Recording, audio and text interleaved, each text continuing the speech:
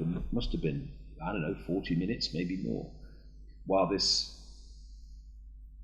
process situation happened to me, because this energy coming through me got more and more powerful until I was literally shaking, standing there. And I was going in and out of like my conscious mind, you know, like you drive a car and you can't remember where the last 2 miles went because you've been in another, you've been in the subconscious level. And then one of these times when I came back to my conscious mind, awareness if you like, I realized that over the distant mountains, and it was quite a long way away, there was this light grey mist. And it got darker very quickly. And I thought, it's raining. And over the next, I don't know what it must have been, half an hour, this rainstorm came out of the mountains. And the weather forecasters talk about weather fronts. Well, this was a weather front. The front of this storm was dead straight, like someone had drawn it with a ruler. And it was coming towards me. It covered the sun eventually. And it was all happening ridiculously quickly. And I was looking up as it got closer, and there's these billowing clouds like dry ice on a stage, and I could see faces in them and stuff like that.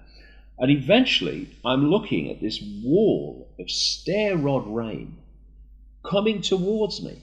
I mean, if you did it as special effects in a movie, people would say that's ridiculous, that's just far-fetched. It happened. And as it came towards me, I'm now absolutely at the peak of this energetic, whatever the heck was going on. And then the rain hit me, and I was instantly soaked because it was so, you know, immense, the wall of rain. And as it hit me, all this energy stopped. And my life was never the same again, because I had energy pouring out of my hands for hours, and I had a crystal with me, and I was holding this crystal to try to take this energy out, and it was pouring out of my feet, and I couldn't sleep that night because it continued. And I came back to Britain. Many other things happened in Peru as well, but I came back to Britain, and the book, The Truth Vibrations, was coming out, and the media started to get hold of the fact that something strange was happening to me.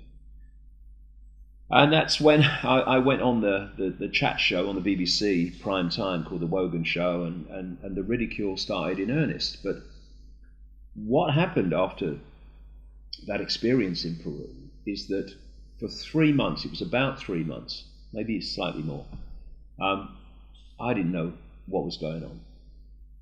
I can see it now as I look back at it, that whatever hit me in Peru burst that bubble that we live in. And with the bubble bursting, information and concepts and perceptions poured into my conscious mind, and you just couldn't process it. You know, when you press too many keys on a computer, it freezes because it can't process so much information at the same time. Well, that was what happened to me. And so for 3 months, I mean, I didn't know what planet I was on, where I was, or anything. And then one day, after all the ridicule and all the stuff, and that's all people remember because the media's in a time warp on that in this country, suddenly it was like everything morphed into clarity. It was like the computer just unfroze. And now, you know, people were saying to me, who knew me, hey, I thought you'd gone mad. You're the same guy I've always known. Well, on the outside, I was. David Icke was back, if you like, but not the one that had left, because now I could see the world in a completely different way, and I could see what I couldn't see before in terms of the way the world was being manipulated in a very coordinated fashion, while being presented to us as random events that aren't connected. And you know, I've come on from there. Connected to all these subjects, because we were before talking about the need to open to a greater consciousness, but at the same time, you are also very conscious of the manipulation through things like New Era, and people feeling that they are contacting with higher beings and stuff like that. Yeah, yeah. And and feeling with the heart and things like this. But at the, at the bottom of the question is, how come many people can feel the difference between opening to a higher benevolent influence or to a manipulative force? Yeah, this is a very interesting question and a very, very important one. I see so many people over the years who, for want of a collective term, come from a New Age direction and call themselves spiritual and all this stuff. And it's words. It's words. They're not open to a higher level of consciousness. They are still in their mind. They're still in the box, but all they're doing is expressing the box in a different way. I've met some really lovely people who might be termed New Age, genuine people, but some of the most vindictive, manipulative, deeply unpleasant people that I've met in my life have been love and lighters, because for them it's all words. It's all selling an image to hide the fact that behind it is something very different.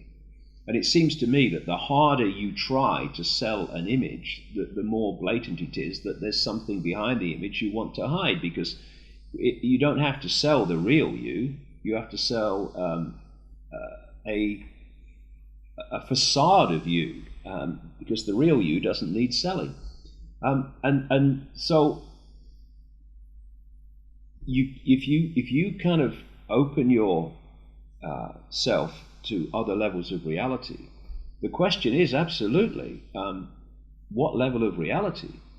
Because so many people, especially in the realm of this cabal, big time, are actually having their mental and emotional, what passes for emotion, their mental and emotional processes possessed by entities and projected possession that is controlling their thoughts and dictating their actions and perceptions in a very, very deeply malevolent, horrific way.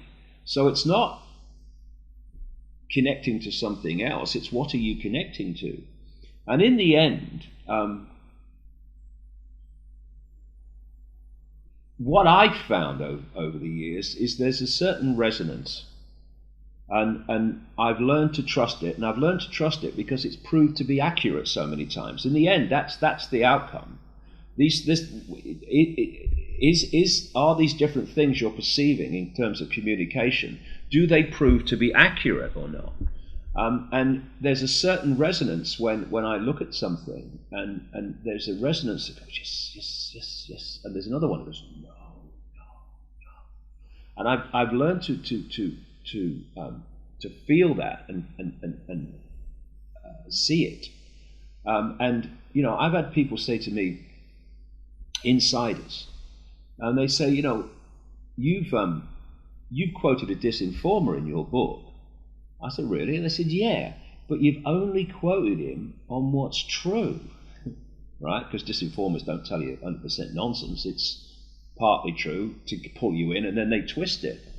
And he said, how can you do that? I said, well, I didn't knowingly do it, but something of what he was saying went, yes, yeah, and the other one went, no, no. And so there's an energetic resonance that you feel. And then there's the other thing, which is, what is the outcome of this? What is the direction that you're being taken by this which is guiding you, influencing you, if you like? And when I look at what I do and what I've done for 22 years, and I'm following this guidance, if you like, I've dedicated my life completely. I mean, I live alone. I've lived alone for 5 years, and in this little flat, and this is where I work all the time if I'm not traveling. And I've dedicated my life, thanks to all this, to uncovering how people are manipulated, how people individually and collectively are suppressed, the techniques of manipulation and suppression, where this cabal wants to take us, what the cabal is connected to, and absolutely prime for all that to be dealt with. Who are we? Where are we? And what is reality? And so when I look at the direction I've been taken, and the information that's come to the surface as a result of that, information that talks about, loving each other rather than hating each other, cooperating rather than competing, and all these things, coming together, putting down the fault lines that divide us of religion and race and culture and stuff. I mean, let people have them. Good luck to them. None of my business. But don't let them be this divide and rule fault line network that they are, that they've allowed to become. When I look at all that, when I look at the fact that nothing that I've been guided to communicate is about people fighting each other, hating each other, being violent or anything, then I look at that and I think, that'll do me. I'm happy with the direction and the nature of the information that I've been guided to communicate. And that feels to me as if there is some force that has the interests of humanity at heart, that is trying to bring an end to these eons of human control, suppression, and horrific treatment of people in so many ways over thousands and thousands of years. So I'm at peace with that. If this guidance and everything was saying we must take up arms and fight the enemy, we must hate those that suppress us, we must hang them from trees, then I'm thinking, hold on a second, this ain't a force for good. But that's not what's happened. So that's how I've worked with it anyway. What do you think is the structure of reality? People are talking about dimensions, timelines. It's becoming a mess, every day more and more. Well, imagine how really is the structure of this reality and who's behind it? Well, this process of this hidden force guiding me, you only have to follow the clues. It was all, decided a long time ago, organized a long time ago. It's taken me through many different phases. First of all, in the early years, after the Betty Shine Peru experience, it was all about, if you like, the 5 sense level of this. It was about a cabal of families